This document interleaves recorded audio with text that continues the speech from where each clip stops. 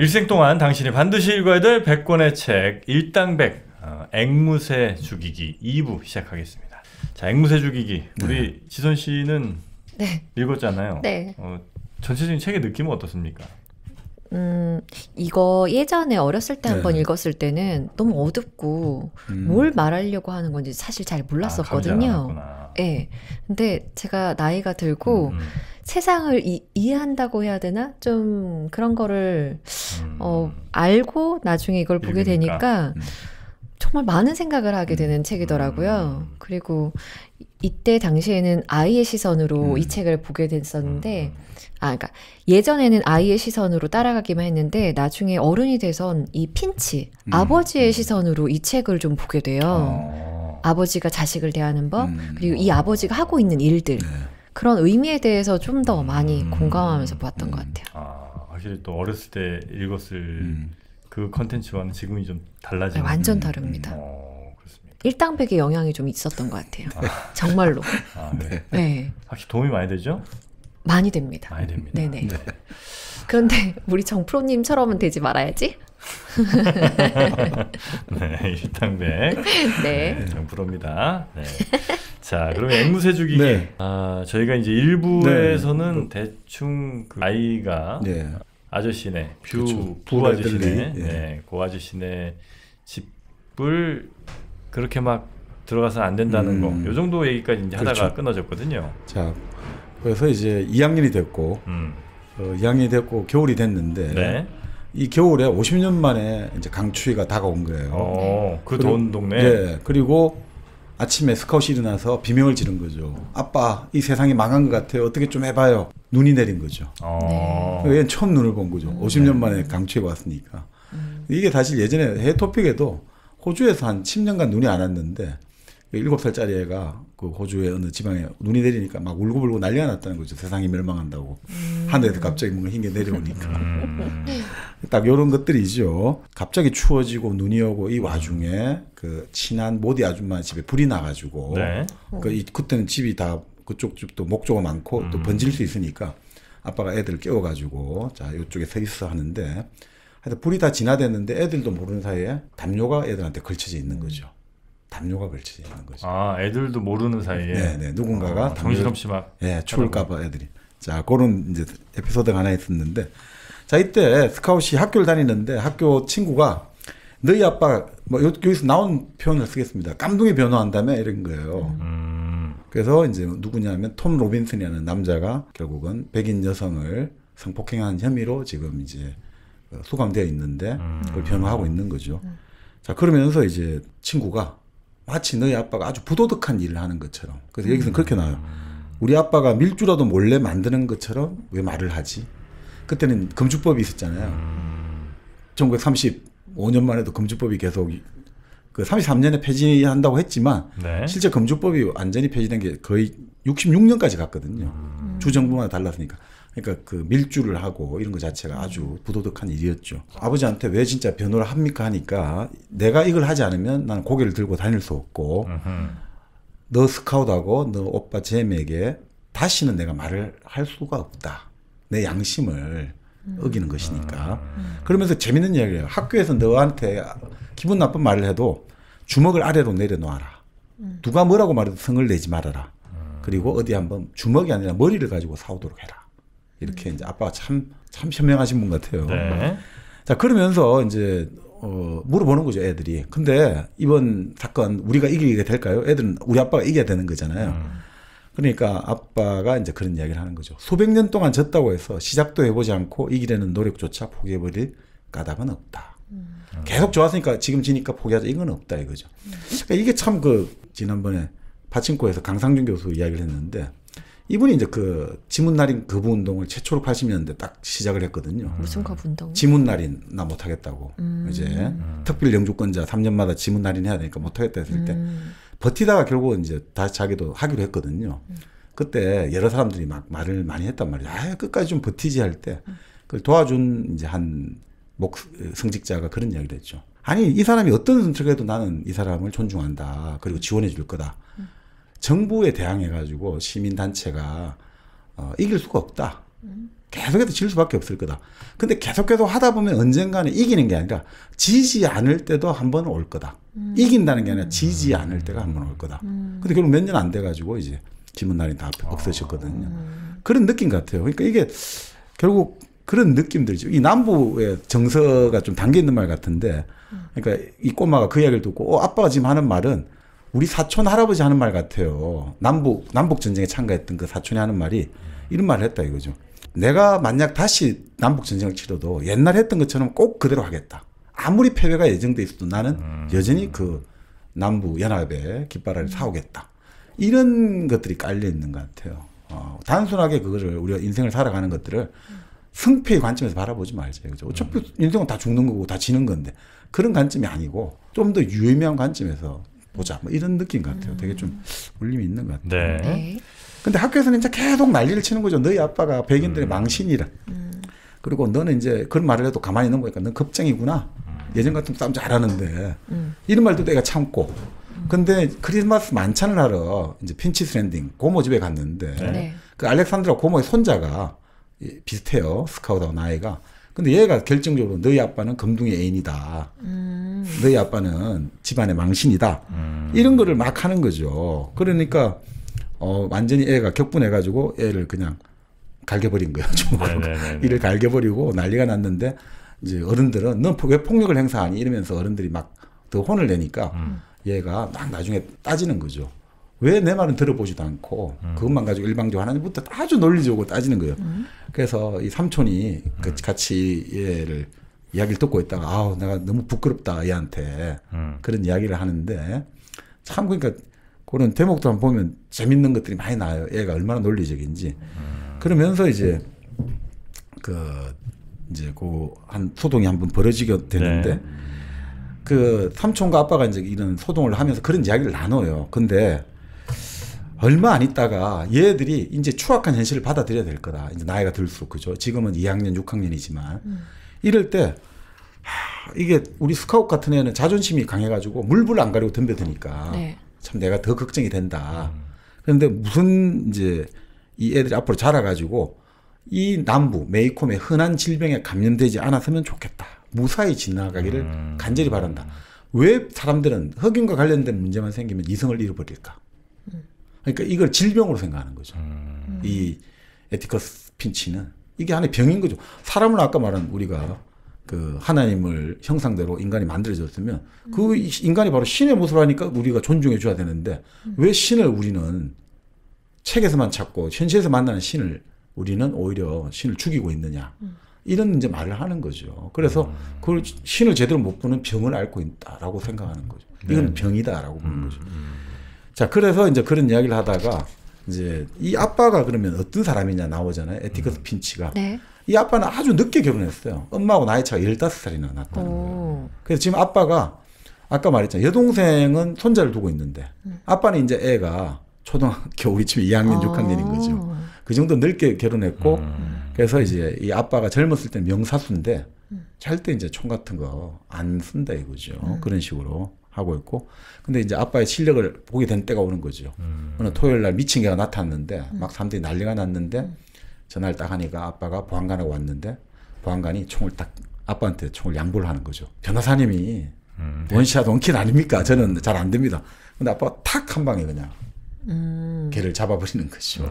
그런 걸 보고 애들이 와 우리 아빠가 정말 대단한구나. 이제 애들은 이제 아빠가 신이 되는 거죠. 근데 그러면 자랑해야지 막 이러잖아요. 애들 이제 학교 와서 자랑해야지 하니까 그런 이야기하는 거. 절대 자랑하지 마라. 왜냐하면 그런 이야기하는 거죠. 제정신을 갖고 있는 사람이라면 자기 재능을 자랑하지 않는다. 이런 이야기가 나오죠. 제정신을. 그러니까 다 모든 사람이 신이고 신이 만들어준 재능이 다 달란트가 다른데 내가 이거를 갖고 있다 해서 그러니까 그거를 신이 준 거를 갖고 내가 지금 마치 잘난 듯이 하는 거는 오히려 다른 신을 모독하는 거다. 신을. 그러니까 그것은 그것으로 이웃에게 봉사하면 된다. 이런 것들이 깔려 있는 거죠. 이쪽 사람들은. 그러니까 이 오빠 잼이 흥분한 스카우트 여동생을 달래면서 정말 우리 아빠는 신사. 절대 남에게 절대 과시하지도 않고 묵묵히 자기 할 일 하면서 정말 뭐라고 할까 이 사회의 어떤 구멍들을 메꿔주는 사람 이렇게 이제 보는 거죠. 저도 책을 봐가지고 얘기하는 건데 이 책을 봤을 때 왜 아빠가 그렇게 명사수고 그러니까 아이들의 시선에서는 우리 아빠가 껌둥이 애인이라 그러고 네. 사람들이 다 손가락질하는데 네. 아빠가 계속 참기만 하잖아요. 네. 그래서 우리 아빠는 왜 이렇게 참지? 이런 생각을 할 때쯤 아빠가 이렇게 명사수인 걸 알게 된 거예요. 근데 우리 아빠가 힘이 있어도 그리고 총을 잘 쏴도 절대 사람들한테 위협적인 행동을 하지 않는구나라고 애들의 시선에서는 아빠를 좀 이해하는 그런. 그게 사실은 결국 힘의 절제가 신사거든요. 그러니까 우리가 이제 힘을 절제하는 거. 우리가 까미가 네. 반항인이라는 책을 썼잖아요. 네. 근데 우리가 보통 반항할 때 역사에 반항하고 신에 반항한다 이렇게 쓰거든요. 사회 기득권에 반항하고 종교에 반항한다는데 까미가 내세운 반항은 그게 아니라 자기 자신에 대한 반항이에요. 자기 자신이 우리가 어떻게 봅니까? 우리가 어떤 부당한 일을 당했다. 아니면 우리가 뭔가 지금 내가 좋은 일을 하고 싶다 할 때 내 자신의 욕망이나 내 자신의 힘을 무한대로 쓰고 싶은 그 욕망과 욕구 있죠. 그것들에 반항하는 게 진정한 반항이라는 거예요. 그러니까 실제 반항은 외적인 어떤 종교라든지 제도나 그것도 반항이지만 가장 근본적인 거는 내 자신이 모든 것들 진리를 선과 악을 가르고 시와 비를 가르고 저놈은 나쁜 놈, 저놈은 착한 놈 이 욕망들 그래서 내가 내 마음대로 이 세상을 경영하고 싶은 그 욕망들을 억누르는 것 이게 진짜 성숙한 반항인 거죠. 그런 힘을 갖기 전에는 그건 모르겠네요. 아니죠. 그거는 힘을 가진 게 아니고 내 힘은 항상 갖고 있는 거니까 그 지점에서 계속 그 연습을 해야지 큰 힘이 와도 그것들을 절제할 수 있는 거죠. 그리고 또 내가 이제 스스로 좀 편하게 하고 싶은 그런 욕망도 당연히 이제 우리 끊임없이 일어날 텐데 그런 거에 대해서도 반항하고 그런 게 좀 성숙한 반항이다. 그렇죠. 그게 바로 이제 우리가 승리학에서 말하는 신독을 하는 거죠. 내 혼자 있을 때 온갖 욕망과 내 마음대로 누르고 싶을 때 오히려 혼자 있을 때 더 오히려 근엄하게 자기 자신을 절제하는 것들. 그러니까 다 통하는 거죠. 어떻게 보면. 네네. 어쩌면 또 막 맛있는 게 막 먹고 싶을 때도 나왔다. 맛있는 거 어떤 거요? 너무 티났나? 아니요. 뭐 이렇게 막 비싼 한우 같은 거 먹고 싶을 때 있잖아요. 네. 그때 그냥 돈 주고 먹을 수도 있지. 네. 근데 그걸 스스로 절제하면서 인터넷으로 주문해서 소선당 한우를 먹는다면 어쩌면 그게 또 성숙한 우리의 또 소비자의 모습이 아닌가 하는 생각이 듭니다. 마음 같아서는 그냥 편하게 식당 가서 돈 내고 먹고 싶죠. 더 비싼 돈 주고 더 적은 양을. 그렇죠. 더 맛도 없는 걸. 그러나 좀 더 성숙한 소비자라면 이제는 소선당 한우에 주문해서 바로 또 신선한 한우가 도착을 하거든요. 툭불. 아주 부드러운 한우. 여러분이 집에서 편하게 정말 맛있는 고기는 그냥 프라이팬에 돌려 먹어도 맛있습니다. 프라이팬에 구워 먹어도 맛있습니다. 꼭 뭐 이렇게 숯불에 먹어야 된다는 고정관념 버리십시오. 네. 전자레인지에 돌려도 맛있습니다. 네. 진짜 맛있는 전자레인지 좀 맛있는 건 밥솥에 쪄 먹어도 맛있습니다. 소선당 한우는 어떻게 드셔도 맛있는 한우를 여러분께 보내드립니다. 신선하게 포장해서 여러분 집까지 그리고 여러분이 선물하신다면 또 그 선물 받으신 분께 아주 소중하게 이렇게 도착할 수 있게 다 날짜 맞춰서 배달해드리니까 소선당 한우 카우 스탠딩 미트 많은 이용 부탁드리겠고요. 포털 사이트에서 소선당 한우 검색하시면 되겠습니다. 특히 가정의 달 맞아서 좋은 분들께 감사한 분들께 많이 선물하시라고 특별 할인도 지금 많이 하고 있으니까요. 그 할인 기회도 놓치지 마시기 바랍니다. 맞습니다. 자, 소선당 한우였고요. 자, 그렇게 해서 이제 애들이 아버지가 지금 그 흑인 톰 로빈슨을 변호한 것 때문에 이제 애들이 많은 말들을 듣고 있는 거예요. 그래서 어느 날 이제 읍내에 물건을 사러 가는데 그 읍내를 가려면 그 듀보스 할머니 집을 통과해야 되거든요. 근데 이 할머니 아주 개팍한 할머니로 소문이 나 있는데 그 애들한테 갑자기 시비를 거는 거예요. 너희 아버지는 깜둥이를 변호한단 말이야. 이렇게 하면서 아버지를 막 모욕을 하니까 이 오빠가 완전히 화가 나가지고 돌아올 때 동생에게 사줬던 지휘봉 있죠. 이런 거 뭐 행진할 때 지휘봉 있잖아요. 네. 그 지휘봉 가지고 그 할머니가 가꾸는 꽃밭에 꽃들을 다 목을 따버린 거예요. 그러니까 이제 어떻게 되겠습니까? 난리가 났겠죠. 그래서 아버지가 와가지고 너희는 가서 사과를 하고 할머니에게 벌칙을 이행해야 돼. 그래서 그 할머니가 요구한 게 결국 아이바노를 읽어달라. 아이반호 월터 스콧의 소설 아이반호를 읽어달라. 이렇게 이제 매주 토요일마다 와서 큰 소리로 2시간씩 읽어야 돼. 이렇게 하는 거죠. 근데 이 아이반호가 뭐 저도 예전에 읽다가 그 기사 문학 했는데 갑자기 누가 그런 이야기 한 게 생각이 나요. 그 작은 아씨들 있잖아요. 네. 작은 아씨들을 보면 큰딸이 맥이 이렇게 나오잖아요. 맥가 사과를 깨물면서 아이반호를 심취하는 그 대목이 나오거든요. 그래서 그분이 자기는 만약에 이런 여자가 있다면 진짜 2번 안 보고 사랑에 빠질 것 같다고. 아이반호를 읽으면서 사과를 먹고 있는 여자를 만나면 무조건 사랑할 것 같다고. 그만큼 이제 이런 그 대목이 생각나는데 결국 뭐 어떻든 왜 이제 아이반호를 읽어주고 네. 그게 끝났는데 이제 얼마 후에 할머니가 돌아가신 거죠. 그래서 애들이 그 할머니가 근데 뭐 애들은 기분 안 좋을 거잖아요. 근데 아버지가 그 이야기를 해주는 거죠. 너 할머니야말로 진짜 귀부인이다 이거죠. 왜냐하면 할머니가 몸이 안 좋아서 계속 몰핀을 맞고 있었는데 마지막 순간에는 그 몰핀을 거부했다 이거죠. 내 의지대로 내 삶을 마무리하겠다. 그래서 결국 그것을 몰핀에서 스스로 해방되기로 작정하고 그렇게 실천해서 얼마나 위대한 인생의 승리잖아요. 이러면서 이제 이야기를 하는 거죠. 가장 용기 있는 분이다. 그 대목도 이제 남부의 정서가 많이 들어있는데 지금은 이제 좀 시간이 없으니까 네. 바로 넘어가겠습니다. 네. 자, 결국 이제 제2부 여기서 이제 소설의 2부가 어떻게 됐냐? 결국 이제 바로 이제 법정 이야기들이 이제 주로 나오기 시작합니다. 네. 자, 결국 이제 2주일 정도 아버지가 주의로 가야 되는 거죠. 몽고메리 만트가머리로 가게 되고. 네. 자, 그 와중에 알렉산드라 고모가 집에 오게 되는 거예요. 고모가 왜냐하면 고모 입장에서 이제 오빠가 이 재판 소송하면서 그게 신경을 많이 써야 되고 그러니까 내가 아무래도 집 살림을 좀 챙겨야겠다. 물론 캘리포니아 아줌마도 있지만 그러니까 고모가 오게 되는 거죠.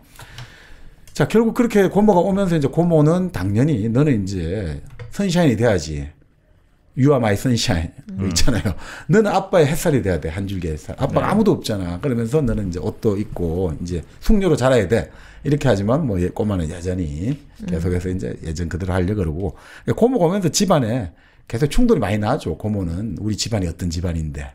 이런 식으로 강조하고 자꾸 그런 걸 강조하고 또 오빠 입장에서는 또 여동생 좀 체면도 세워야 되니까 애들한테 지금까지 말했던 거하고 다른 이제 말을 하게 되니까 아이들은 또 충격을 받게 되고 왜 우리 아빠는 그렇게 자유롭게 이렇게 개방적인 이야기를 하다가 왜 갑자기 또 저런 이상한 소리를 하지?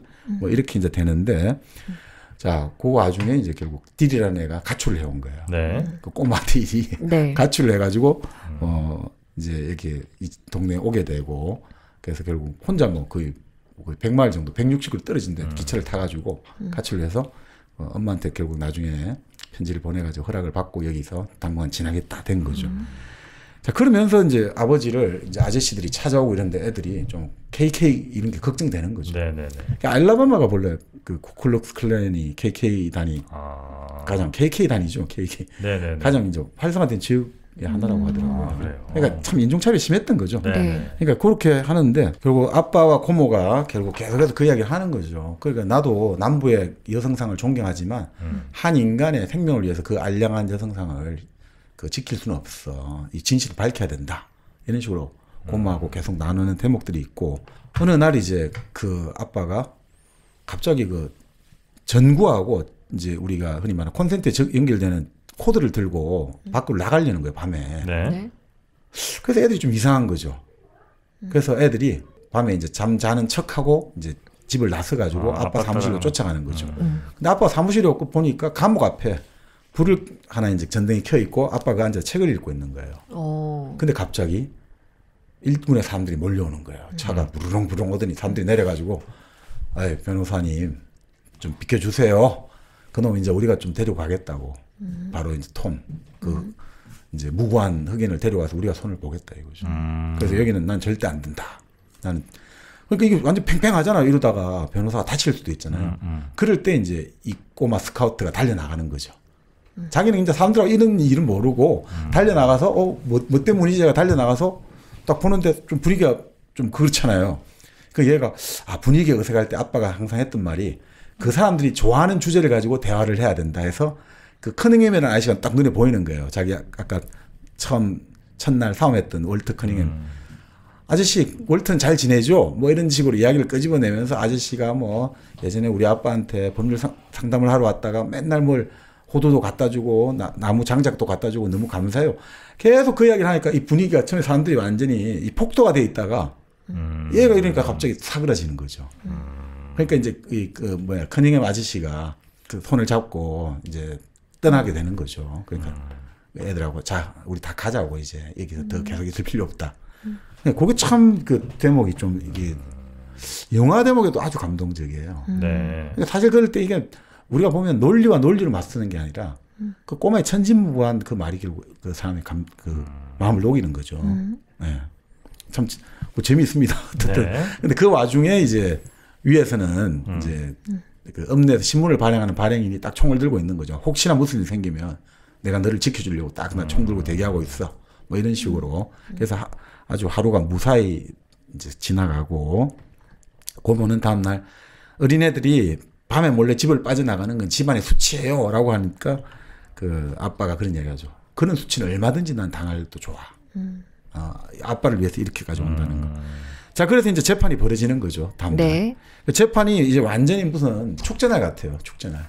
사람들이 완전히 잘 차려입고 다 몰려오는 거죠. 저 흑인 저거 처형되는 거 한번 보고 싶다. 그렇죠.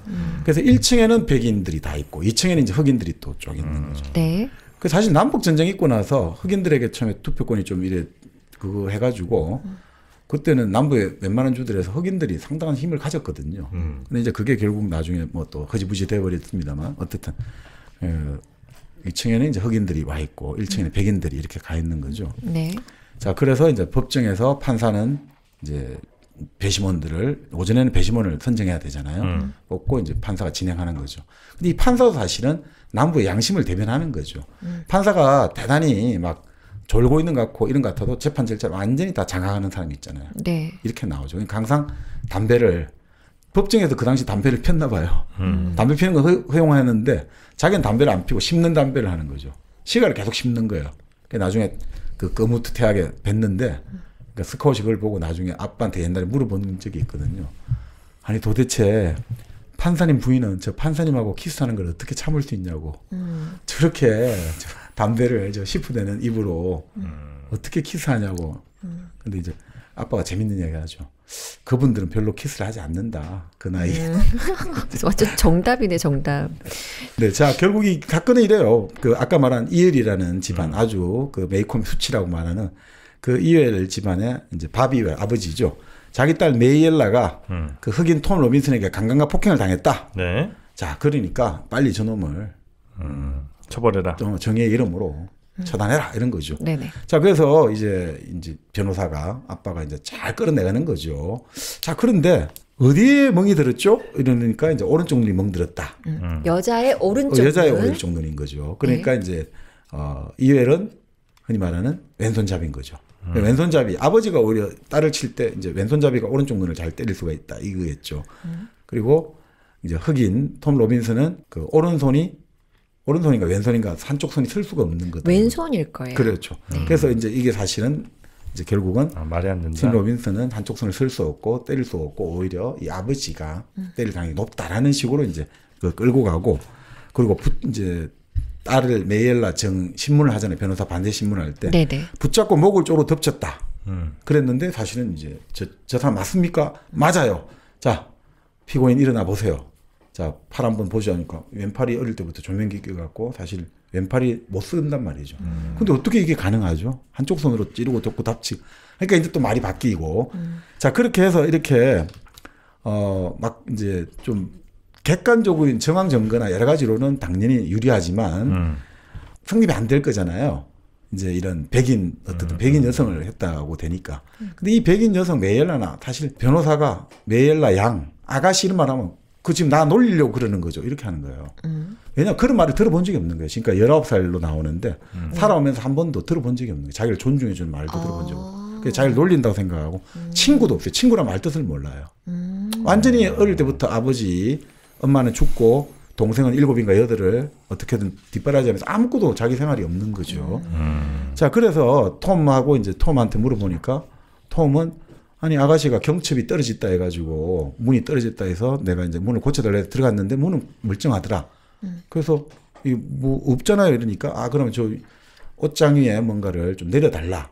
그래서 뭔가 내려달라고 하니까 갑자기 자기를 의자에 뒤에서 끌어안더니 허리를 끌어안더니 자기에게 키스를 해달라고 했다. 내가 지금 어른하고 한 번도 키스 해본 적이 없으니까 여기서 깜둥이라도 좋아.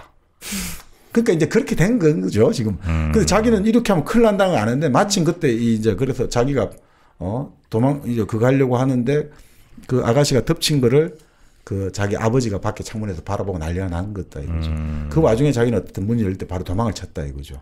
왜냐하면 어떻든 이 상황에서 네가 떳떳하면 괜찮지 않냐. 그게 성립이 안 되지 않느냐. 나는 여기서 흑인이다. 무조건 나는 여기서 우죄가 된다. 이런 걸 다 아는 거니까. 그래서 강간도 안 했고 상처도 안 입혔고.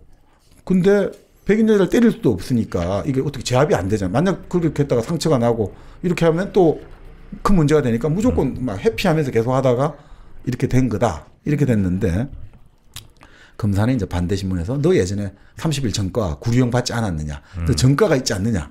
이런 식으로 하면서 계속 너물너물하게 하면서 이 사람이 답할 때마다 계속해서 배심원 바라보면서 으쓱하고 이런 거 있죠. 배심원한테 저놈 찍어 다 거짓말이고. 그리고 자꾸 이 사람의 말을 어이 젊은이 이런 식으로 아주 교묘하게 깔아뭉개고 이렇게 계속 이제 그 법정에서 그 흑인의 인권을 무시하는 거죠. 그러니까 갑자기 딜이 울기 시작하는 거죠.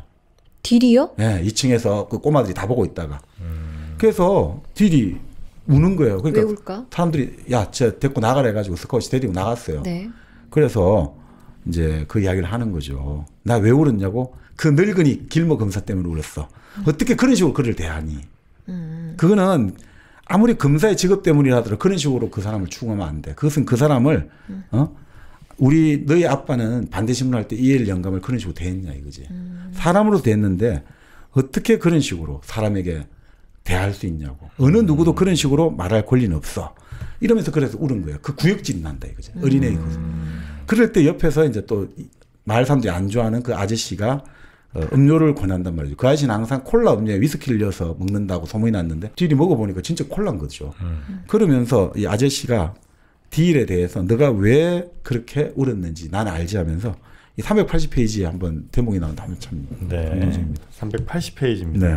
자, 아저씨는 딜을 향해 고개를 돌렸습니다. 아직 저의 양심은 세상 물정에 물들어 있지 않았어. 하지만 조금만 나이를 먹어봐. 그러면 저엔 구역질을 느끼며 울지 않을 거야. 어쩌면 세상에서 옳지 않은 일을 보아도 울먹이지 않을 거야. 앞으로 몇 년만 나이를 더 먹어봐. 그렇게 되지 않을 테니. 아저씨, 내가 도대체 무엇 때문에 운다는 거예요? 딜의 남자다움이 고개를 쳐들기 시작했다. 사람들이 다른 사람에게 주는 고통 때문에 우는 거지. 심지어는 아무런 생각도 없이 말이야. 흑인들도 인간이란 사실을 미처 생각하지 않은 채 백인들이 흑인들에게 안겨주는 그 고통 때문에 우는 거란 말이다. 아빠는 흑인을 속이는 것은 백인을 속이는 것보다 10배는 더 나쁘다고 말씀하세요. 우리가 할 수 있는 가장 나쁜 행동이라고 하셨어요. 이렇게 나지막하게 말을 했습니다. 그러니까 결국은 우리가 저 어린아이는 그걸 아는 거죠. 인간에 대한 예의랄까 기본적인 존중이 없이 그 인간을 저렇게 무시하고 경멸하고 묵살하고 이런 것들이 이제 구역질이 나니까 오는 것이죠. 근데 그것도 결국 또 시간이 지나면 어떻게 될지 모르겠습니다만 이 사회에서 계속해서 저 아이가 자라다 보면 그렇죠. 참 이런 대목들 보면서 이제 참 결국 어떻게 보면 그러니까 이 소설을 왜 이제 미국이 좋아하느냐 생각할 때 근본적으로 미국은 어떻게 보면 착취와 약탈을 통해서 성립한 나라잖아요. 자, 처음에 어떻습니까? 한 나라가 한 나라로 성장하려면 처음에 이제 여러 가지 뭐 우리가 경제가 성장했다고 생각합시다. 여러 가지 비용이 들어가잖아요. 토지 비용이 들어가는데 선주민들, 인디언들 다 죽이고 약탈하고 해가지고 땅을 다 빼앗아 버렸죠. 네. 그런 다음에 어떻습니까? 그 다음에 그 땅에 흑인 노예를 끌고 와가지고 그 대규모 완전히 그냥 부려먹었잖아요. 그래서 그 미국의 농업이 흔히 발전하기 위해서 이륙을 했죠. 그러니까 그런 식으로 해서 이렇게 어떻게 보면 원주민과 그 흑인들의 노예들의 희생 속에서 이제 이렇게 된 건데, 근데 이런 것들을 아무렇지도 않게 오히려 더 인간반도 못한 존재로 끊임없이, 그러니까 이럴 수는 있죠. 자기들의 그 추악함이랄까, 이 정신분석학적으로 말하면 이게 트라우마니까 이걸 봉쇄시켜놔야 된다, 그죠? 인디언이나 흑인 문제는 계속해서 치는데 계속 튀어나오면 그게 너무 자기를 괴롭게 하니까 오히려 이렇게 너희들은 인간이 아니다라고 설정하는 게 편할 수가 있겠죠. 그러니까 그런 것들이 깔려있기 때문에 이 소설이 근본적으로 미국의 국가적인 기원에 대해서 끊임없이 문제 제기를 하는 소설 아닌가. 직접적으로 아니라 간접적으로. 죄의식도 좀 자극하고. 네. 네. 자, 그래서 결국 이제 최종 변론이 일어나는데 이게 이제 결국 에티거스 핀치 변호사가 마지막 변론을 하거든요. 네. 그 387페이지하고 8페이지에 있는데 한번 참 멋진 것 같습니다. 자, 이건 또 볼까요? 지선 씨한테 한번 부탁드려 보겠습니다. 네. 이제 핀치가 배심원들을 향해서 하는 말인가요? 마지막 이제 변론하는. 네. 배심원 여러분, 마치기 전에 한 가지만 더 말씀드리겠습니다. 토머스 제퍼슨은 언젠가 모든 인간은 평등하게 창조되었다고 말한 적이 있습니다. 북부 사람들과 워싱턴에 있는 행정부 사람들이 우리에게 던지기 좋아하는 말이죠. 서력 기원 후 1935년, 지금 어떤 사람들은 문맥에서 어긋나게 이 말을 사용하고 모든 조건에 적용시키려는 경향이 있습니다. 제가 생각해낼 수 있는 가장 우스꽝스러운 예는 공교육을 시행하는 사람들이 근면한 학생들을 어리석고 게으른 학생들과 같이 진급시키는 겁니다. 모든 인간은 평등하게 창조되었다고 하여 교육자들은 뒤에 처진 아이들이 무서운 열등의식에 시달리고 있다고 심각하게 말합니다. 몇몇 사람들이 우리를 믿게 하는 그런 의미에서 모든 사람이 평등하게 창조되지 않았다는 사실을 잘 알고 있습니다.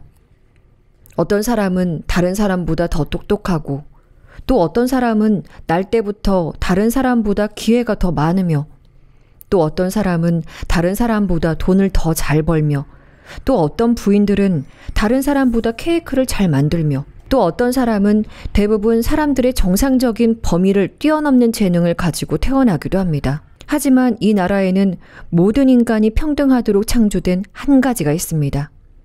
거지도 록펠러와 동등하고 어리석은 바보도 아인슈타인과 동등하며 무식한 사람도 어떤 대학 총장과 동등한 하나의 인간 제도가 있죠. 배심원 여러분, 그 제도가 바로 사법제도입니다. 그것은 미국의 대법원일 수도 있고 이 엘라베마주에서 가장 보잘것없는 JP 법원일 수도 있고 아니면 배심원 여러분이 지금 수고하고 계시는 이 법정일 수도 있습니다. 물론 우리 법원은 인간의 다른 제도가 그러하듯이 결점을 지니고 있습니다. 하지만 이 나라에서 우리의 법원은 모든 것을 평등하게 만들어버리는 위대한 제도입니다. 우리의 법원에서 모든 인간은 평등하게 창조되어 있습니다. 저는 우리의 법원과 사법제도의 확신을 갖고 있는 그런 이상주의자는 아닙니다. 저에게 그것은 이상이 아니라 살아서 꿈틀거리는 현실이죠. 배심원 여러분, 법정은 제 앞 배심원석에 앉아 계신 여러분 한 사람 한 사람이 건전해야만 건전할 수 있습니다. 법정은 오직 배심원이 건전한 만큼 건전하고 배심원은 그 구성원이 건전한 만큼 건전합니다. 배심원 여러분이 지금까지 들으신 증거를 감정의 동요 없이 검토하여 판단을 내려 이 피고를 그의 가족에게 돌려보내시리라 확신합니다. 배심원 여러분께서 맡은 바 의무를 다해 주시기를 하나님의 이름으로 비는 바입니다. 네. 네, 아주 절절하게 말씀하시네요. 그렇지만 그래서 애들은 무조건 승리를 확신했다 이거죠. 그래서 저녁 이제 집에 가서 저녁 먹고 법정 가서 이제 뭐 우리 아빠의 변론도 그렇고 모든 지금 진술을 봐도 이겼다 했는데 자 배심원 편결이 나왔는데 판사님이 딱 말하는데 유죄 되는 거죠. 참 이게 뭐 영화에 보면 아빠가 짐을 챙겨 퇴장할 때 마지막으로 흑인들이 전부 다 일어서서 쫙 경의를 표하죠. 기립해서 경의를 표하는 거죠. 일단은 저녁을 먹고 왔다는 거는 그만큼 시간이 좀 걸렸다는 오전부터 오전에 배심원 선장하고 오후에 하고 저녁 먹고 와서 이제 최종 편결을 하는데 유죄 났고 그럼 사람들이 다 떠나는데 아버지가 마지막으로 이제 영화에 보면 이게 챙겨가 나갈 때 흑인들이 다 기립해가 경의를 표하는 거죠. 저 변호사님을 봐라 이런 거죠. 영화에서 보면 그 마지막에 감동적인 음악 쫙 깔리면서 그죠? 다 일어나고 집에 돌아와서 오빠 잼은 이해가 안 된 거죠. 어떻게 이럴 수가 있냐고. 근데 아빠가 그런 이야기하죠. 나도 몰라. 하지만 그들은 그렇게 했어. 그들은 전에도 그랬고 오늘 밤도 그랬고 앞으로도 또다시 그럴 거다. 이렇게 하는 거죠. 근데 그럴 때면 오직 애들만이 눈물을 흘리구나. 그러죠. 다음날 아침에 이제 집으로 온갖 게 다 택배로 배달되어 오는 거죠. 닭고기, 고기말이 요리, 소금에 절인 돼지고기, 토마토, 콩, 뭐로 막 잔뜩 오죠. 누가 보낸 건가요? 그렇죠. 그리고 이제 모리 아줌마가 애들 불러갖고 격려하는 거죠. 네. 괜찮아. 세상 만사가 그렇게 나쁘지 않아. 겉으로 보는 것처럼. 결국 그러니까 오빠가 반발한 거죠. 누가 톰을 도와줬어요. 뭘 나쁘지 않아 이러니까. 자, 너희 아빠의 흑인 친구들이 있지. 그리고 우리 같은 사람들이 있지. 판사님이 있지. 보안관 데이트 아저씨가 있지. 왜 테일러 판사가 너희 아빠를 임명했겠어. 본래 이건 신참내기 변호사를 주는데 너희 아빠는 그래도 배심원들에게 한 번은 생각하게 만드는 변론을 펼칠 수 있는 유일한 변호사야. 이렇게 다 서로가 그래 도와주려고 했던 거다라고 이제 하는 거지. 자, 그러면서 이제 뭐 이렇게 힘을 주고 있는데 갑자기 그 바비엘 있지 않습니까? 자기 딸이 강간당했다고 주장했던 바비엘이 아빠 이제 에티커스 핀치 변호사 얼굴에 침을 뱉었다는 거예요. 자기를 완전히 바보와 나쁜 놈을 안 들었다고. 네. 근데 에티커스 핀치가 얼마나 그레고리 팩이 완전히 장신 아닙니까? 그 영화 보면 끄떡도 안 하고 그냥 손톱 꺼내가지고 이렇게 닦고 가만히 있거든요. 그게 진짜 진정한 대인배 있죠. 내가 침 뱉었으니까 같이 펴주고 이런 게 아니라 그래요? 그러면 그렇게 당신이 기분이 안 좋다면 나한테 침을 뱉으시오. 이게 진정한 뭐 승자라고 할까 이런 오히려 그런 그 관용이 느껴지는 것 같아요. 그러면서 이제 이웰이 계속 이제 복수를 다짐하는 거죠. 내가 이제 한 놈은 갖고 두 놈이 남아 있어. 두 놈이 결국 보니까 판사하고 바로 변호사예요. 판사도 알게 모르게 자기를 완전 바보로 만들었고 변호사도 마찬가지고. 그러니까 내가 지금 재판에서는 흑인이 뭐 유죄가 났지만 실제로 모든 사람들도 아무도 그렇게 생각하지 않는다는 거죠. 그러니까 이제 그런 것들이 깔려 있는 거죠. 그래서 애들이 걱정되는 거죠. 이런 말을 들으니까 아빠 이제 총을 좀 가지고 다니세요. 근데 딱 아빠가 그런 얘기죠. 총을 갖고 있는 건 누군가가 자기를 쏘도록 유인하는 것하고 같다. 총을 갖고 있는 우리 생각에는 호신용인데 그게 오히려 화를 불러일으킨다 이거죠. 네네. 이게 예전에 우리 그 관부 연락선 할 때 그 유태림이라는 작중 인물이 그 일제히 학병으로 끌려갔다가 이제 그 일본이 패망하고 나서 다른 사람들이 총을 가지고 다녀야 네. 된다 할 때 그때 자기 상관으로 있었던 일본 장교가 절대 총을 갖고 다니지 마라. 그 갖고 다니면 오히려 그것이 너를 더 힘들게 만든다. 그것도 맞는 것 같아요. 네. 자, 결국 그 아들이 불안해하지만 아빠는 걱정할 거 없다. 걔는 이미 그 이엘이라는 사람은 자기가 갖고 있는 카드를 다 썼어. 이렇게 하는 거거든요. 그리고 이제 걱정 또 하지 마. 톰도 지금 70마일 떨어진 교도소에 수감돼 있지만 항소하면 다시 해볼만 해. 항소하면 돼. 이렇게 이제 하는데 그러면서 이제 흑인들에 대한 이야기 아까 말씀드린 대로 흑인을 속이는 게 가장 나쁘다. 아까 여러 가지 앵무새도 나오고 하지만 네. 그러면서 애들이 그런 자기들끼리 이제 생각을 하는 거예요.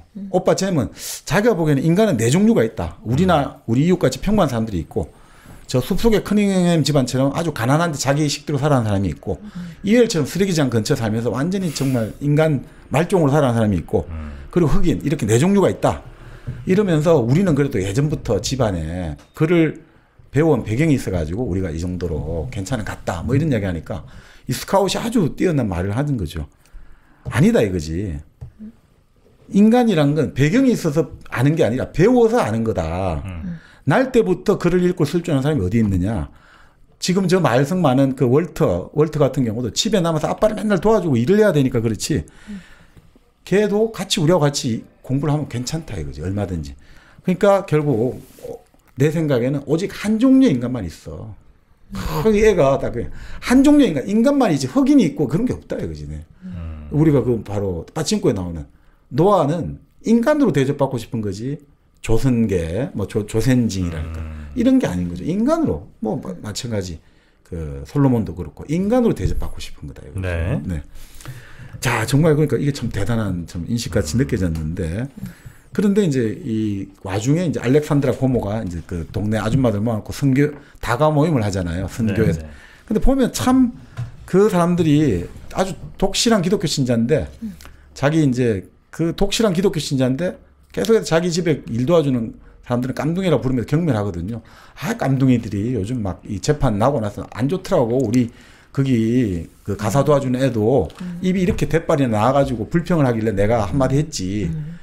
예수님은 하나님이 절대 불평하지 않는다. 그러니까 애가 좀 그러더라. 그러면서 얘들은 이렇게 불평이나 하고 말이야. 절대 순종해야 되는데. 이러면서 오히려 막 그런 느낌 있잖아요. 자기들이 그렇게 하나님 하는데 같은 인간인 흑인들이 이런 거는 계속 깐다 이거죠. 그때 그런 느낌이 드는 거죠. 오히려 그런 게 있잖아요. 교회 보면 성경에 뭐 무조건 하나님은 순종해야 되고 불평불만하면 안 된다. 예수님이 이렇게 했는데 그 칼비니즘에 보면 그 분명히 나오거든요. 바로 신의 권위, 하나님의 권위에 입각한 명령과 복종은 순종하고 당연히 따라야 되죠. 근데 부당한 권력의 명령이나 지시는 절대 복종하면 안 되고 그건 다 신의 권위가 없기 때문에 그냥 따르고 이러면 안 되거든요. 그러니까 오히려 그 입이 대판에 나온 사람이 진정한 신의 명령에 따른 거죠. 이웃의 그 부당한 그 지금 토음이 당한 그것에 같이 슬퍼하고 분노를 표시하니까 진정한 기독교 신자는 오히려 그런 사람이라는 거죠. 그러니까 그런 것들이 이렇게 나오는 거죠. 네. 그러면서 이런 이야기 나와요. 네. 그래도 우리가 북부보다 남부 사람들은 이런 거 아니냐. 여기 재밌는데 한번 읽어주시면 441페이지인데 한번 읽어보시면. 누가 하는 말인가요? 아줌마. 이제 아줌마가. 아줌마. 예. 그러니까 이 선교 아주 독실하다는 아줌마가 하는 이야기입니다. 아주 독실한. 독실한. 네, 기독교. 네. 바로 이게 세팅되죠. 네. 독실한 기독교 아줌마. 독실한. 주여. 위선자들이야. 태어날 때부터 지독한 위선자들이라고. 적어도 여기 있는 우리는 그 죄 많은 어깨에 걸머지고 있지 않아. 저기 북쪽에 있는 사람들은 그들을 해방시켰지만 그들과 같은 식탁에 앉아 있는 걸 볼 수 없지. 적어도 우리는 그래. 당신들은 우리와 마찬가지로 훌륭하오. 하지만 우리에게서 저 멀리 물러나 주시지. 이렇게 말하는 기만은 없지. 여기 있는 우리들은 그저 당신들 방식대로 사시오. 우리는 우리 방식대로 살 테니 하고 말할 뿐이야. 그 부인네 루즈벨트 대통령 부인 말이야. 정신 나간 사람이지. 정신이 나가지 않고서는 어떻게 버밍햄에 내려와서는 그들과 함께 앉아 있으려고 했겠어. 내가 버밍햄 시장이었더라면 이렇게 끝납니다. 그렇게 끝나요. 버밍햄 시장도 쉽지가 않습니다. 버밍햄 시장이었다. 그게 뭐냐면 이게 북부 사람들이 노예방을 떠들어가지고 이제 남북 전쟁에 이렇게 해갖고 했지만 그 위선자들이다 이거지. 자기들은 당신들 우리하고 똑같은 사람이 해놓고 절대 같이 인정 안 해준다. 그러니까 그 사람들이 가지고 있는 상대주의 세계관이 있잖아요. 그러니까 아예 너하고 나하고 다 똑같고 너가 하는 생각 다 똑같고 우리 다 똑같다는 게 실질적으로는 한 선을 긋고 나서 똑같은 거거든요. 멀찍이 떨어져 살아라. 우리 기생충 영화 선 꺼진 거와 똑같은 거예요. 네네. 넘어오지 마. 냄새 나면 안 된다. 넘어오지 마. 딱 선이 꺼져 있다 이거죠. 그러니까 이게 위선 아니냐 이거죠. 근데 우리는 차라리 그냥 깨놓고 하지 않냐 이거죠. 아니 우리는 뭐 너희 좋다고 생각도 안 해. 그렇지만 너희대로 살아. 우리는 우리대로 할게. 우리는 그냥 하나의 같은 사회를 살면서 일종의 복합 사회라고 해야 되나? 여러 사회가 겹쳐 있는 거다 이거죠. 그럼 뭐가 문제야? 우리가 그런 거 있잖아요. 한 세계를 살아갈 때 눈에 보이지 않는 바이러스도 자기 세계가 있고 인간은 인간 세계가 있고 다 이렇게 하면서 서로 살아가고 있지 않느냐.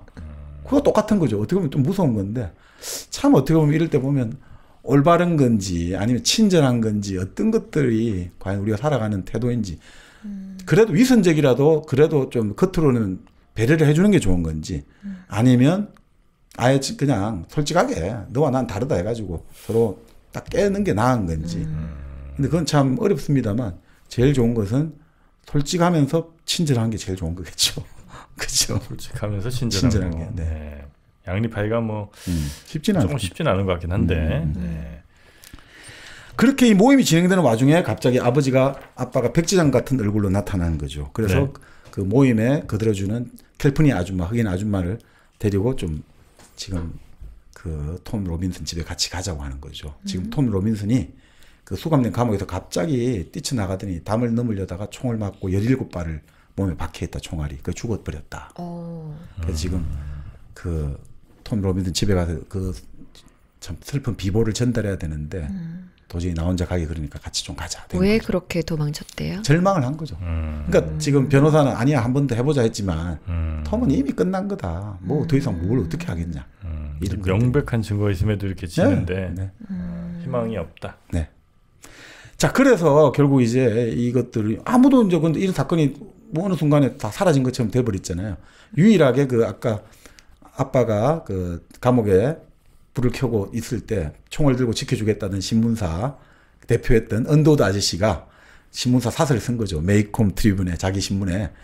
이거는 말 그대로 진짜 톰의 죽음은 사냥꾼이나 아이들이 노래 부르는 새를 무분별하게 죽이는 행위하고 똑같다. 앵무새 죽이기다 이거죠. 그러면서 막 욕을 하는데 근데 그 욕을 하면서 사람들은 또 여전히 광고도 하고 구독은 계속 해주는 거죠. 그러니까 묘한 분위기 있죠. 이게. 그래 이 사람도 필요해. 저 사람도 필요해. 그렇지만 지금 이거는 우리도 알지만 그래도 이건 지켜야 돼.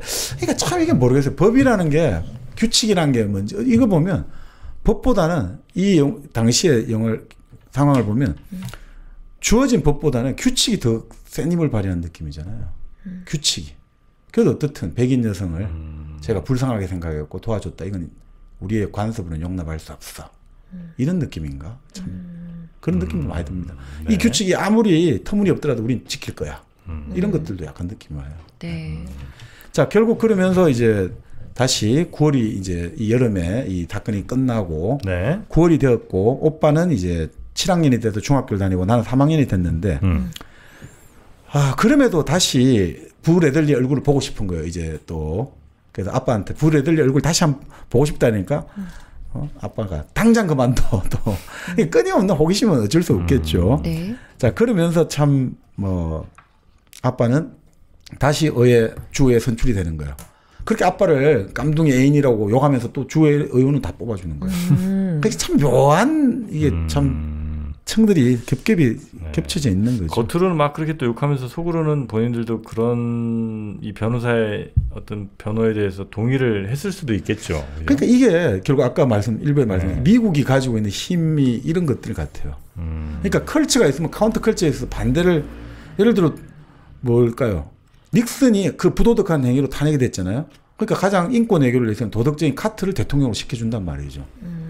그러니까 또 부도덕한 베트남 전쟁에서 미국이 부도덕한 무력을 행사했다가 패퇴할 때 그걸 대체한 게 또 미국의 그 당시 우리 존 바이저라든지 밥 딜런이라든지 이 반전 포크 뮤직이라는 게 또 전 세계를 가게 되고 네. 그러니까 이런 것들이 묘하게 미국은 이게 민주당 공화당 나오듯이 항상 우리가 이제 대체할 수 있는 세력이 있다 이거죠. 근데 어떤 분이 그러냐. 일본 같은 경우나 중국이라든지 소련은 대체할 세력이 없잖아요. 그러니까 일단 가다가 그냥 다 막 살라는 거죠. 일본도 55년 이후로 자민당 일당 체제가 계속되니까 안 되는 거란 말이에요, 지금. 근데 우리 같은 경우도 어떻게 보면 요즘 사람들이 너무나 과격하게 지금 대립하고 분열한다지만 역설적으로 보면 대체가 있단 말이에요, 항상 대체제가. 이 당이 안 되면 저 당이 있고. 이러면 이게 잘 되거든요, 사실은. 이게 우리가 보기엔 나라 당장 내일 망할 것 같은데 항상 대체제가 있다고 하면 이게 계속 경쟁이 되기 때문에 네. 그래서 한쪽에 힘을 몰아주는 게 상당히 위험한 거죠. 이런 관점에서 보면. 민주주의의 또 장점이자 힘인 거죠 하죠. 네. 그리고 미국 같은 경우가 그 법적으로 제일 중요한 게 분권 분산이 되어 있잖아요. 미국이 제일 좋은 게 이런 거잖아요. 토크빌이 말했듯이 보통의 민주주의 제도를 정치에서 설계할 때는 아주 현명한 사람이 제일 효율성을 최대로 올리는 정치에서 설계하는데 미국은 어떤 바보라든지 사악한 인간이 대통령이 돼갖고 지 마음대로 모든 걸 뜯어 고치지 못하도록 그걸만 한다는 거죠. 그러니까 대통령이 인기가 있을 때 그 어떻습니까? 중간 선거 항상 아무리 그 대통령 인기도 2년 뒤에 또 선거가 있어가지고 항상 과반을 한꺼번에 못 가져가도록 항상 설계한다 이거죠. 그리고 사법부, 행정부, 입법부 이런 식으로 항상 분할하게 돼 있고 연방정부와 주정부 이렇게 계속해서 이중적인 어떤 차편박을 만드는 거죠. 그러니까 우리가 선박에서 격실이라고 하잖아요. 네. 격실이 없고 이게 이런 게 없으면 한쪽이 뚫어지면 다 그냥 배가 침몰하는데 격실을 두르고 있으면 한쪽이 구멍이 뚫려도 또 배는 뜰 수 있단 말이죠. 그러니까 이런 사회 시스템을 정치 시스템 설계할 때 그러니까 이런 하나부터 메이콤이라는 마을에서도 이 아버지를 에티커스 핀치 변호사를 흑인 애인이라면서 사람들이 욕을 하면서 또 주요 애원을 찍어준다. 이 묘한 것들이 깔려 있는 게 사실은 미국의 힘이 아닌가 이런 생각이 좀 듭니다. 네. 자, 그런데 이제 결국 10월 달에 여러 가지 일이 생깁니다. 판사님이 책을 읽고 있는데 자꾸 이 끓는 소리가 들려가지고 개가 긁는가 싶어서 가보니까 개는 없고 그냥 부엌문이 열려 있더라 이거죠. 네. 그래서 판사님이 그 다음에 딱 총을 들고 책을 읽고 있더라. 그리고 이제 또 이제 그 아까 팀 로빈슨이 죽고 부인이 이제 일자리를 주는데 그 바로 이웰하고 그 집이 근처에 있거든요. 그러니까 네. 이웰이 우리 집 앞으로 가지 못하게 하니까 한 1.6km 돌아간단 말이죠. 그래서 이웰한테 가가지고 그 백인 농장주가 한 번만 더 그러면 너 깜빵 갈 줄 알아 이렇게 해가지고 그런 사건이 벌어지고 자, 그 상태에서 이제 메이콤에서 할로윈 행사가 열립니다. 할로윈. 자, 그럴 때 이 스카웃이 햄 역할을 맡은 거예요. 햄 있잖아요. 돼지고기 햄. 네. 그래갖고 이렇게 영화 보면 이렇게 햄 역할을 해갖고 철망으로 만들어가지고 이렇게 뒤뚱뒤뚱 눈은 볼 수 있는데 몸은 잘 못 움직여요. 근데 할로윈 행사할 때 탁 나가야 되는데 이 제대로 못 나가가지고 사람들이 좀 막 웃고 망신을 당했어요. 근데 오빠가 그래 그럼 같이 가자. 이거 같이 데리러 가는 거예요. 길을 걸어가는데 오빠가 같이 우리 걸어가는데 무슨 소리 안 들려? 아니? 애가 우리 놀리려고 하나? 근데 계속 가는데 이게 어느 순간에 진짜 어떤 발자국 소리가 뛰어오기 시작하는 거죠. 네. 그래서 이제 격투가 벌어지는 거죠. 근데 얘는 이제 막 떼굴떼굴 구르고 이제 얘는 오빠가 이제 격투가 나왔는데 오빠가 비명을 지르고 근데 갑자기 그 와중에 자기가 이제 스카웃이 누워 있는데 어떤 사람이 나타난 것 같고 그래서 뭐 그 격투가 일어나고 갑자기 뭔가 조용해졌다 이거죠. 그래서 얘가 나무 밑에 있는데 지금 여기에는 4명이 있는 것 같다는 생각이 드는 거예요. 4명이. 자기, 오빠 그리고 지금 자기들을 덮쳤던 사람하고 또 다른 누군가 있다는 생각이 드는 거죠. 햄 분장을 해가지고 눈이 이렇게 요만큼밖에 네, 그렇죠. 안 뚫려 있어가지고 안 제대로 보였대요. 그리고 이제 이 발로만 걸어가고 이 손도 쓸 수가 없으니까 뒤뚱뒤뚱. 자, 그 상태에서 결국 자기가 간신히 어떻게 수습해가지고 보니까 어떤 사람이 자기 오빠를 들쳐업고 자기 집 쪽으로 걸어가더라는 거죠. 그래서 자기도 이제 뒤뚱뒤뚱 이제 따라간 거죠. 그래 가니까 이제 계단을 뛰어내리는 아빠가 이제 그 아들 잼을 안고 이제 급하게 전화를 하는 거죠. 그래 전화해가지고 경찰에 전화해가 지금 누군가가 우리 애를 공격했다. 그러니까 빨리 와라. 그리고 이제 의사 선생님 불렀던 거죠. 의사 선생님 부르니까 얘는 이제 자기 오빠 죽는 줄 알고 난리가 났는데 아니야 지금 애가 고통이 심하니까 일단 지금 뭐 수면 유도를 했겠죠. 의식을 잃게 한 다음에 치료를 한다. 그리고 이제 보안관이 이제 와서 이야기를 하는 거죠. 가보니까 바로 그 이웰이 죽어 있더라. 칼에 찔린 채로 죽어 있더라. 이렇게 하는 거죠. 그런 다음에 이제 스카웃에게 물어보는 거죠. 스카웃이 자 어떻게 됐냐. 그러니까 뭐 이렇게 가고 있는데 뒤에서 사람이 왔고 오빠가 소리를 질렀고 그 소리를 지를 때 아빠나 다른 사람들은 라디오를 크게 틀어놓든지 아니면 그때 다 대부분 꿈나라 갔기 때문에 사람들은 못 들었다 이거죠. 근데 누가 들었을 수 있겠죠.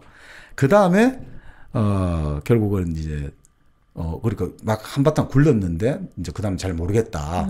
자 그런 다음에 이제 보안관이 그렇게 이야기하는 거죠. 이 복장이 얘를 살렸다고. 지금 봐라 여기 칼로 끓긴 흔적인데 얘가 이 복장이 있어갖고 살아났다. 그래. 자 그러니까 결국 이일이란 놈이 담이 약해가지고 술을 먹고 이 애들한테 해코지 하려고 이렇게 오다가 진짜 죽이려고 왔다가 지금 이렇게 된 거다. 근데 자 그러면서 이제 그런데 뭐 도대체 그 이게 한 명은 누구냐 할 때 이제 스카웃이 딱 이야기하는 거죠.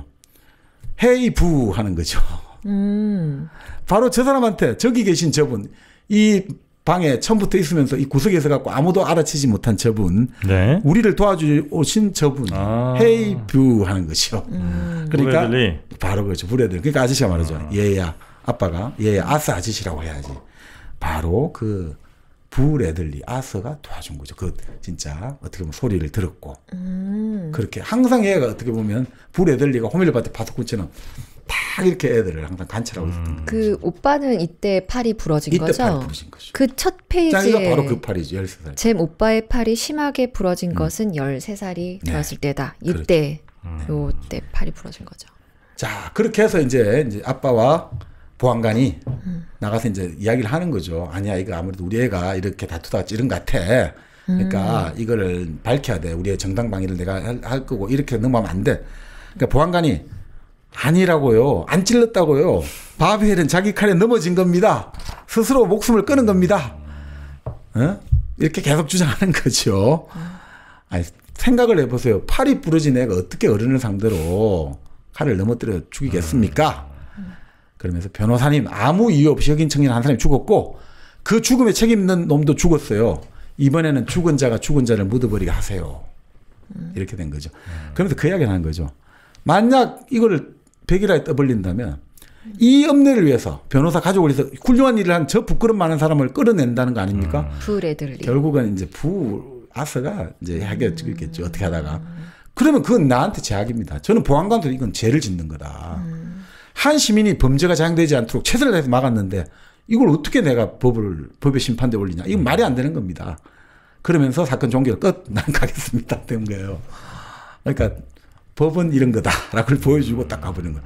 그러니까 법은 이해와 공감에서 기초하는 거죠. 법은 우리가 보면 되게 뭐 진실 뭐 이런 게 아니라 진실은 사실을 비틀어서 나오는 게 진실일 수도 있다는 게 보여주는 거죠. 자, 그래서 결국은 아빠가 그렇게 이야기하는 거죠. 아서 우리 애들 구해줘서 고맙네.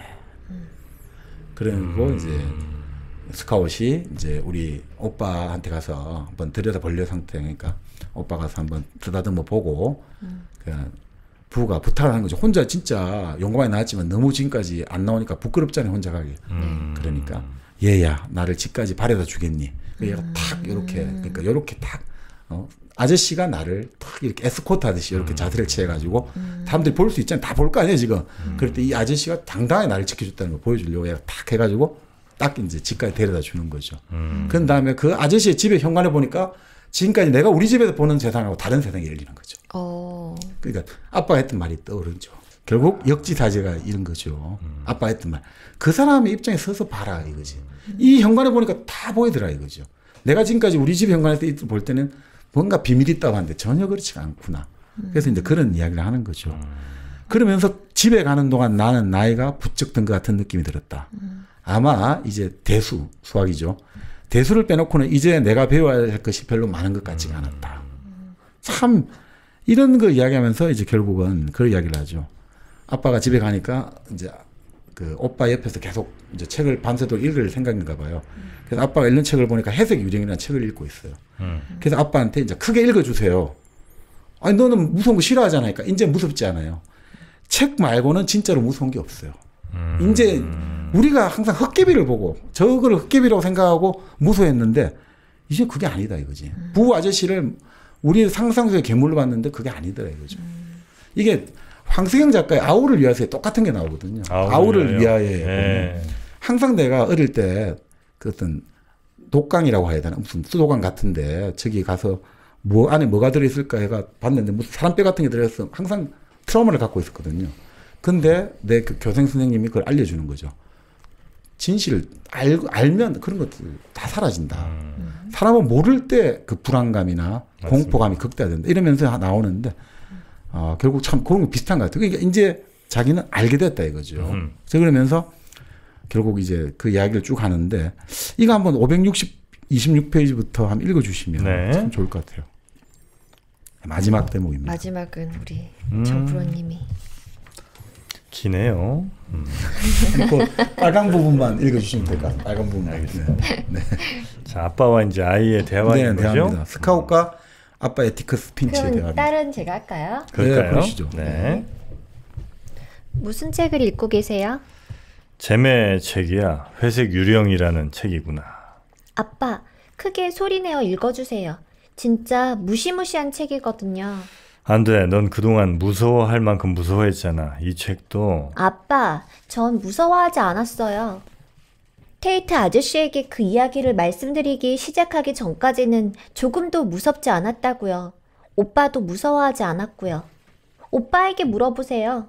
무서워하지 않았다고 대답할걸요? 게다가 책 속에서 말고는 진짜로 무서운 것이란 없어요. 회색 유령 세커터리 호킨스 지음 제1장. 깨어있으려고 안간 힘을 썼지만 빗소리가 너무 부드럽고 방이 너무 따뜻하고 아빠의 목소리가 너무 그윽하고 아빠의 무릎이 너무 포근하여 나는 그만 잠에 떨어지고 말았다.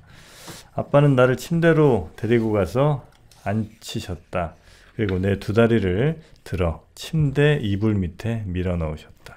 그리고 그들은 그를 추적했지만 붙잡을 수 없었는데 그 이유는 그가 어떻게 생겼는지 알 수 없었기 때문이죠. 그리고 아빠, 그들이 마침내 그를 보았을 때 그는 그런 짓을 하나도 하지 않았다는 사실이... 아빠, 그 앤 정말로 멋진 애였어요. 스카웃, 우리가 궁극적으로 잘만 보면 대부분의 사람들은 다 멋지단다. 아빠는 불을 끄고 오빠의 방으로 가셨다. 아마 밤새도록 그 방에 계실 것이다. 그리고 오빠가 아침에 깨어날 때에도 역시 그 방에 계실 거다. 이렇게 이제 마무리가 끝이군요. 네. 이게 참 이거 보면 그 휠드닌이라고 독일 시인의 그 지상의 척도라는 대목이 있는데 지상의 척도. 예, 그런 대목이 있어요. 그렇습니다. 지상에 척도라 있느냐? 그런 것은 없다. 우리는 때때로 살아가면서 꽃보다 아름답다 이름할 것들을 만나게 된다. 바로 그런 대목 같아요. 우리가 지상에 기준이 있고 척도가 있어가지고 세상에 이게 아름답고 저게 추하고 이런 척도를 가지고 살아가지만 과연 그게 있냐 이거죠.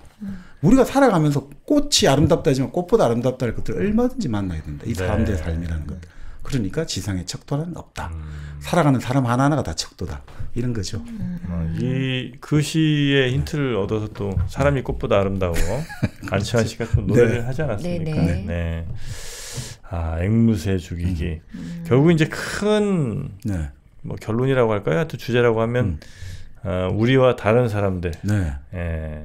특히나 이제 그들이 소수거나 더 약자일 경우에 그들을 괴롭히는 것, 그들을 다르게 생각하는 것이 굉장히 위험할 수 있다. 뭐 이런 걸 이제 알려준 그런 소설인 것 같습니다. 그렇죠. 그러니까 사실은 어떻게 보면 지금 어떤 사람들은 그런 이야기해요. 허클베리 핀의 모험하고 다 같다 이거죠.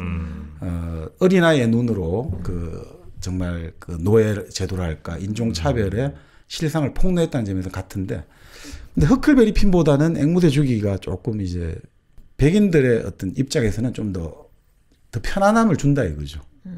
허클베리 핀 같은 경우는 인종 문제를 좀 더 정면으로 직시를 하고 그런 것들 속에서 이제 같이 도망간 노예 짐이라는 사람이 결국은 아주 멍청한 줄 알았더니 알고 보니 자기가 도망가가지고 돈을 모아가지고 자기 가족을 다 찾겠다. 이런 아주 주체적인 이런 걸로 나오고 사람에 대한 새로운 각성을 주는데 여기에서 보면 결국 그 앵무새 죽이기에서 흑인은 결국 어떻게 보면 백인의 어떤 선의에만 기대하는 좀 착한 흑인이 있죠. 미국의 흑인을 보면 우리 톰 아저씨네 오두막, 엉클 톰 스캐빈에 나오는 톰처럼 항상 백인 주변에서 선행만 베풀다가 결국 가는 사람들 있잖아요. 이런 이미지로만 너무 고착하는 거 아닌가. 당시 어떻든 1950년대, 60년대 이런 흑인 민권 운동의 속에서 물론 뭐 한계가 있겠죠. 백인 여류 작가의 눈에서. 그런 것들 속에서 좀 흑인들이 조금 너무 수동적으로 식물적으로 해졌다는 점에서는 좀 아쉽다. 이런 이제 평가도 많이 하고 있습니다. 자, 미국에서 성경다음으로 많이 사람들에게 읽히고 영향이 있는 앵무새 죽이기. 미국의 웬만한 집들에는 다 이 책꽂이에 이 책이 꽂혀 있습니다. 어떻게 아세요? 봤어요? 그 이야기는 저희가 2부 마무리에 전해드리도록 하겠습니다. 자, 2부 마무리 시간이 됐죠 이제? 앵무새 죽이기. 하퍼 리의 거의 뭐 일생일대 거의 유일한 책 앵무새 죽이기. 오늘 쭉 읽어봤는데 어떻게 지선 씨는 읽었던 내용, 읽었던 때의 느낌이 지금 우리 정광님의 말씀을 좀 듣고 보시니까 조금 달라졌습니까? 어떻게 비슷합니까? 일단은 배경 지식을 더 알려주시니까 왜 이런 거에 대해서 더 심각하게 혹은 이 책을 미국 사람들이 많이 읽었다면서요. 그런 게 왜 읽었는지 알겠다. 이런 생각이 좀 들었네요. 자, 그러면 사람들이 왜 1kg 커피를 좋아하는지도 아시겠군요. 이제 알려주시면 더 잘 알겠죠? 그럴까요? 1kg 커피는 정말 다양한 원두들, 세계 최고의 원두들을 꼭 갖고 오고야 말겠다는 그 대표님의 마음이 그대로 녹아있는 커피입니다. 정말 전 세계를 그렇게 돌아다니기 쉽지 않거든요. 직접 그 원두의 원산지를 찾아갑니다. 물론 이제 그 핑계로 해외여행을 또 한다는 얘기도 있습니다만 그보다는 진짜 좋은 원두를 찾기 위해서 세계 각지를 찾아다니셔서 직접 농장주들과 이렇게 거래도 하시고 그만큼 이제 원두가 기본적으로 맛있으면 커피가 또 맛있을 수밖에 없죠. 그리고 아주 로스팅이 기가 막힙니다. 이게 각자 취향이 다 다르잖아요. 근데 저도 이제 남편이 하도 커피를 좋아해서 커피를 여러 종류를 놔두고 한번 마셔봤는데 향이 진짜 각기 정말 다 다르더라고요. 맛도 정말 다 다르고 좀 신기했어요. 이렇게 다르다고 커피가? 조미료 하나도 안 쓰고. 조미료? 그 맛을 그렇게 다 다르게 만들어낸다는 거. 그만큼 원두 기본적인 원두의 차이가 있고요. 그 다음에 또 로스팅을 약하게 하느냐, 강하게 하느냐, 숯불에 하느냐, 가스불로 지지느냐, 연탄불에 돌리느냐 이거에 따라 다 향이 달라집니다. 네. 예. 하여튼 이 1kg 커피 드시면 드실수록 점점 더 그 매력에 빠지실 겁니다. 네. 포털 사이트에서 1kg 커피 검색을 꼭 해보시기 바라겠습니다. 네.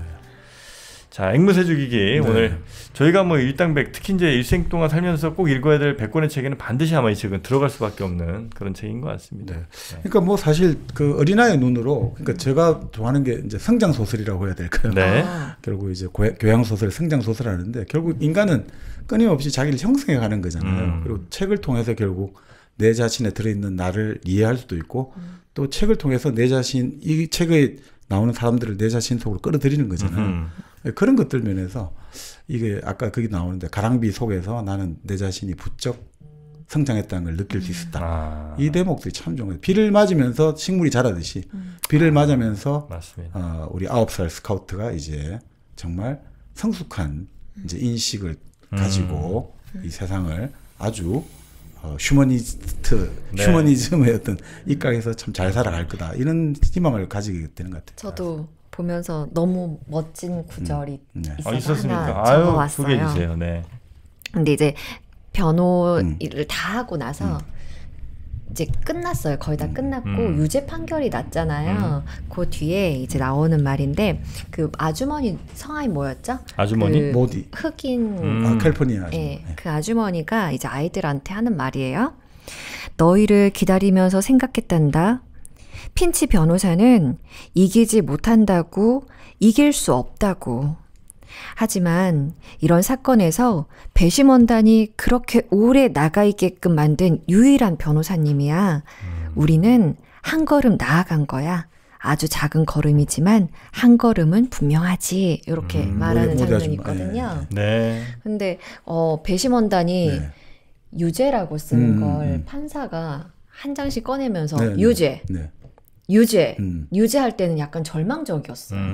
단 한 사람도 무죄라고 안 한단 말이야? 누가 봐도 무죄인데? 이런 생각을 하면서 좀 약간 절망하다가 이 아주머니가 하는 말이 약간 위로가 되는 거예요. 그렇죠. 그래. 그 한 걸음이 중요하다. 그렇죠. 그리고 나중에 그 아버지도 그런 이야기 해줘. 근데 그 중에 커닝햄 쪽 사람이 그거에 대해서 좀 반대를 했다. 유죄에 대해서 그런 이야기를 하거든요. 그러니까 그런 하나하나가 결국은 이제 베이비 스텝이지만 결국은 또 그러니까 그레이트 리프가 되는 거죠. 그 암스트롱식으로 말하면 아주 맞습니다. 위대한 도약이 될 수 있는 거죠. 네.